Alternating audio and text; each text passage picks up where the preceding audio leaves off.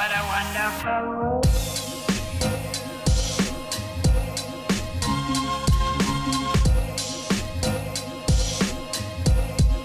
What a wonderful world. Alright, so a quick little update. Again, we got the back trunk lids sanded down some. Me and my dad have been trading off back and forth, and we managed to get a decent amount of it down to bare metal. We discovered we got to get the whole thing down to bare metal because it's, I don't know if you can tell, but there's rust underneath the shitty primer, so that'll be fun. Tried to sand that a little bit, and we managed to sand this down a little bit. It's dirty, so you can't really see, but it smoothed out in some spots, so there's some hope. But yeah, now we're just gonna continue sanding with this. We're using 60 grit and kind of getting it on the edge right here in order to get the metal off, and it's working. It takes a minute, but it's a good forearm workout, that's for sure.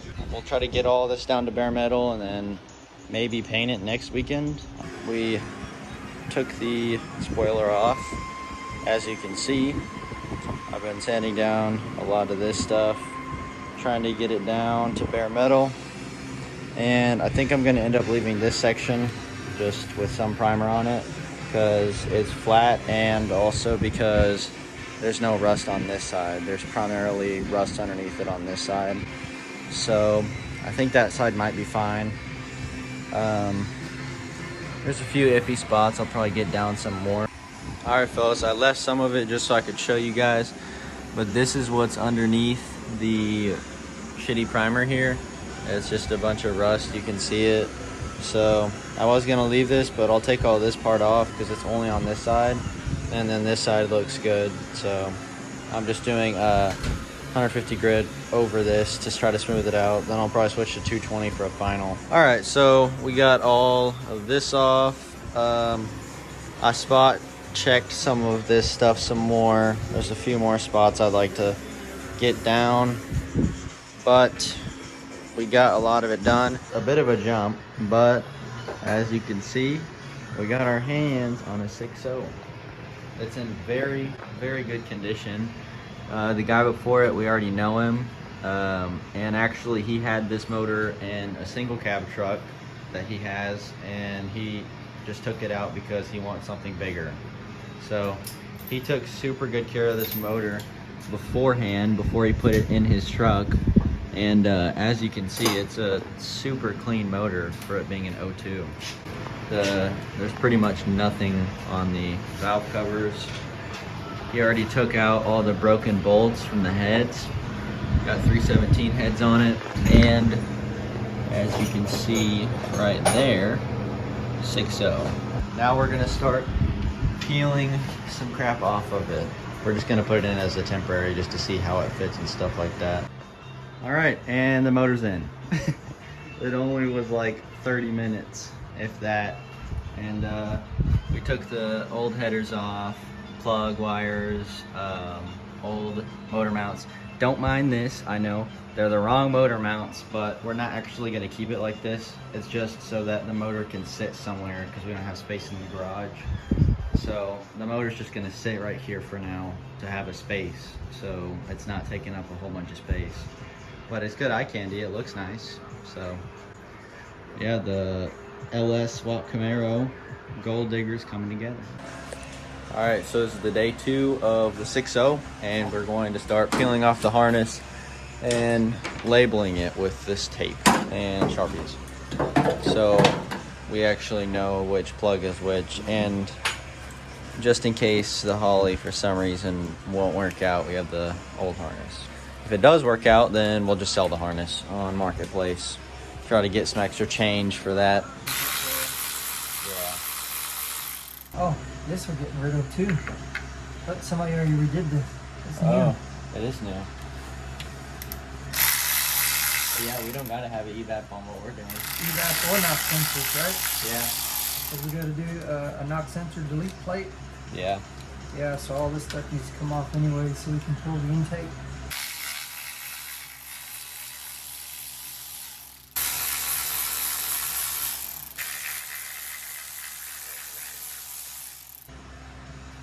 There she goes.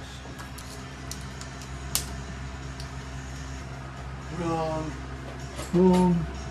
You're wrong. You are wrong. You are so wrong. Wrong. You're wrong about it. Jeb is so wrong. He said no. Wrong. Jeb is so wrong. That is so wrong. Down the Wrong. national debt. Wrong. Advocate. Wrong. With that money, wrong. Lost.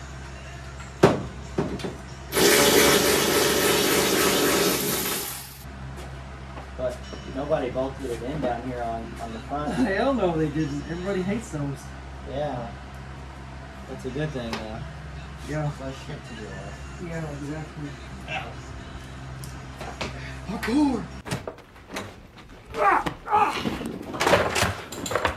Parkour! Michael! Parkour! Parkour! Extreme. Parkour! Parkour!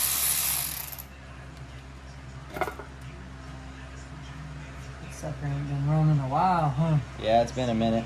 It's a little bit dry in there, huh? But it is not dirty though. Somebody been changing the oil in this thing. They don't have a lot of miles because look, there's hardly no scum in there. Probably really is 145,000 miles.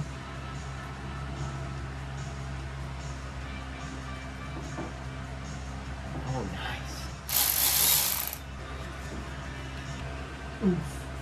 nice. Yeah. Yeah. That's why people don't run this truck pan on these, because that is way too low. One pothole and your engine is at zero oil pressure. Right there you can see that sucker hangs low. So now we're about to bolt up the headers just to test fit them and for eye candies because they look cool. So I'm about to test fit those just to see what they look like and stuff like that, how tight they are. How tight they are also matters on what kind of plug wires we're gonna run on this. I might just end up sticking with the same Taylor 409 plugs because I have those on my truck and I really like them. But if the Taylor 409s, I have a feeling the Taylor 409s are gonna work just fine because they have 45 on each. It's a 45 to a 45.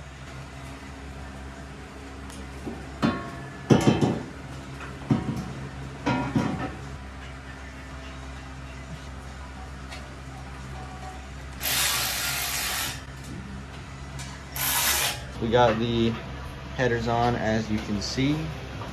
They are looking good. On that side, they're hitting a little bit on the frame, but it's only because the motor isn't in the right position right now. Really, it's gonna be moved back a lot more once it's time to put in. But yeah, we're waiting on the transmission guy to hit us up to get us our built Turbo 350 for this setup with all stage 2 parts and a shift kit and a manual valve body, I think is what it's called. He's already wide open.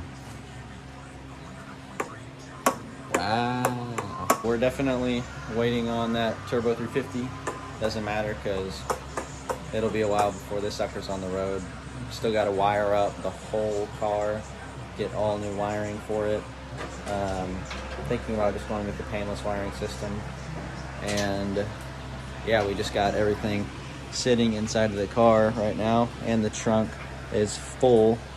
I still have this stuff I got to finish up, but I'm waiting on it to stop raining because, you know, I can't paint it. Ooh. Also, we took off the long stupid thing right here, the oil fill. Shout out to Backyard Yonkers for giving me that idea. All right, so we're at a bit of a later start today, but that's all right because we're just going to be sanding down the rest of this and trying to get it painted. We're just going to use the rust paint on it because there are a few sketchy spots still. I just want to get the rest of this off just so I don't have to worry about it anymore. And there's some surface rust on it here and there just from it sitting outside for a little bit and it rained, but that's fine, it'll come off in a second.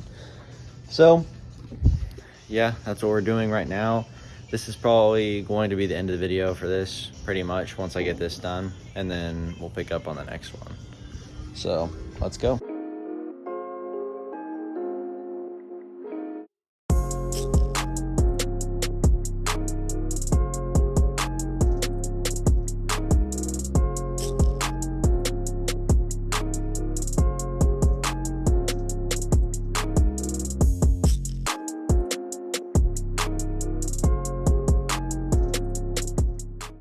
All right, now it's nice and smooth, so we are going to pop it open with the key and try to clean up the inside some. Now we're going inside to grab the paint. All right, we grabbed the paint. Daisy's taking a leak, and let's get going.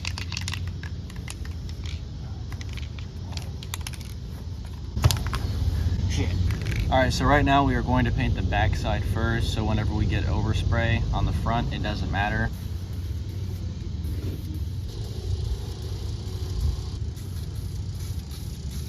Looks pretty clean now. I think I got every spot. By the way, I don't know what color I want to paint the car. I've been thinking about it, and we've been talking about how we probably won't be able to leave the roof as rusty as it is and a bunch of other spots of the car, because we're worried that it's just going to get too rusty and have pinholes all over it by the time we actually do paint it. So that's a problem we need to address soon. So I don't know, I've been thinking about just painting the car.